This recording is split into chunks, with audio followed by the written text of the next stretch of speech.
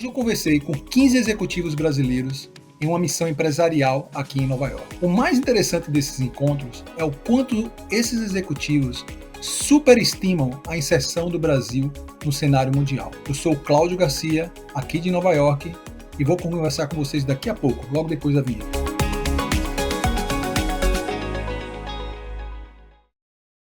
Executivos brasileiros ou outros profissionais brasileiros frequentemente se juntam e vêm em missões empresariais para o Vale do Silício, para Nova York ou para Israel, lugares onde eles acreditam que está acontecendo algo que eles possam aprender e levar para as empresas, para as profissões deles. Isso tem sido muito comum nos últimos 10 anos. E o mais interessante, quando eles vêm aqui, eu tenho a oportunidade de conversar com eles, é notar o quanto existe ainda pouca informação no Brasil sobre qual é a inserção do Brasil ao redor do mundo. Um dos pontos que engana o quanto a gente pensa que o Brasil está inserido no mundo é o fato do Brasil estar sempre oscilando entre as 10 maiores economias do mundo. Hoje nós estamos em 10º lugar, já fomos 11º, agora já fomos 7º no passado e devemos voltar em breve a ser a 9ª economia do mundo, ultrapassando o Canadá. O fato é que ser a 9ª maior economia no mundo não diz outros fatos que são muito relevantes em relação à nossa inserção no mundo. Por exemplo, que somos a 25ª apenas, apesar do nosso tamanho e do tamanho da nossa economia, a 25ª economia em importação de produtos. Ou a 26ª em exportação de produtos. É interessante, porque 40% do nosso PIB vem de exportação, mas isso não significa que a gente é um país que tem uma participação em exportações tão grande para o tamanho da nossa economia. Ou ainda mais, que somos apenas 1,5% de todas as startups no mundo são no Brasil. Lembrando que o Brasil representa em torno de 2,5% da economia global. Quer dizer, estamos para trás de todos esses indicadores. E o mais interessante é que mesmo a exportação, que representa hoje 40% do nosso PIB, né, é representado apenas por um grupo de 5 a 6 produtos principais que representam o nosso portfólio de exportação, como óleo e gás, como soja, como produtos agropecuários, ou principalmente a pecuária brasileira, e aí vai. Então, assim, existe uma oportunidade enorme de avançar nesses indicadores. O que significa importar ou exportar mais é participar mais dos fluxos de comércio que existem ao redor do mundo. Os indicadores interessantes que saem todo ano, lançado pela Universidade de Nova York, é o quanto o Brasil está posicionado em nível de conectividade em relação ao mundo. É interessante que o Brasil está na posição 48ª nesse ranking, apesar, novamente, de ser quase a 9ª economia do mundo. E onde mais pega para a gente são vários indicadores, mas é principalmente a profundidade das nossas relações com outros países.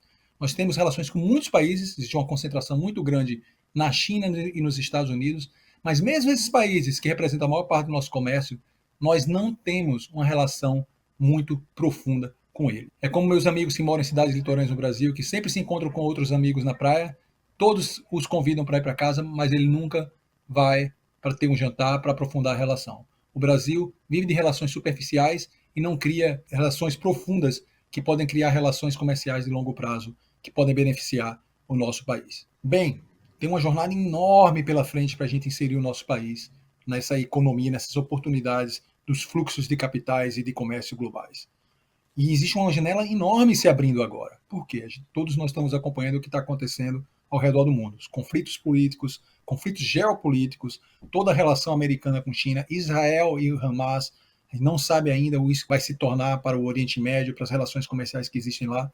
Por que isso é uma janela importante? Porque empresas ao redor do mundo, países ao redor do mundo, estão repensando com quem eles devem aprofundar relações de comércio e de capitais. Essa é uma excelente oportunidade para o Brasil se inserir de uma outra forma ao redor do mundo.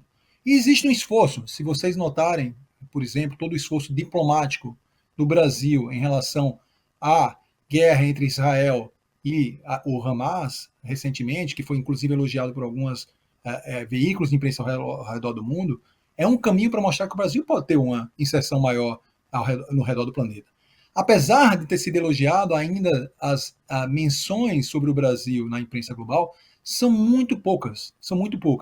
Mas, de uns 3 meses para cá, nota-se que existe uma mudança de teor. Para-se de falar de anos de polarização política, anos de risco do Brasil se tornar o próximo Venezuela, o próximo Argentina, ou o que seja na América Latina, e agora se fala das possibilidades que o Brasil representa. por exemplo, que o PIB brasileiro está sendo uma surpresa em relação ao que era esperado do país para esse final de ano. Ou ainda mais, de toda a participação que o país pode ter em relação à discussão do aquecimento global. Estamos mudando a forma como estão olhando para o Brasil. Mais do que uma oportunidade para a gente, além de mudar a forma, começar a mudar a intensidade. Importante dizer, isso é apenas um começo. Existe ainda muito que a gente precisa fazer como nação, como o Brasil precisa fazer como nação. Uma delas é se atualizar o que está se transformando ao redor do mundo. Não só em tecnologia, obviamente tem muita coisa acontecendo em tecnologia que a gente precisa acompanhar, no mínimo. Mas como, por exemplo, empresas e países estão pensando quais são os focos de negócios que eles têm que mirar. Por exemplo, existe uma mudança enorme de se pensar como cadeias de suprimentos têm que se comportar no país. E mais do que isso, muitas empresas e muitos países estão pensando agora de outra forma. Não só mais como cadeias de suprimento que vão gerar competitividade, mas com quem eu devo fazer parcerias para atender melhor os meus clientes. Em vez de estar pensando em cadeias de suprimento globais, países estão focando em relação a ecossistemas de negócio que precisamos fazer parte, que é uma lógica totalmente diferente. O que isso significa para a relação do Brasil com a China, relação do Brasil com os Estados Unidos, com a Europa, meio oeste, quais são as vantagens competitivas do Brasil, o que se pensa do Brasil. Se você quiser entender mais como ficará as relações do Brasil com a China, com o Oriente Médio, África, Estados Unidos, União Europeia e o resto do mundo, e quais são essas oportunidades que o Brasil tem grande chance de se posicionar, vem comigo aqui no Conexão Global e mande seus comentários, dúvidas, que a conversa vai continuar. Te aguardo no próximo programa.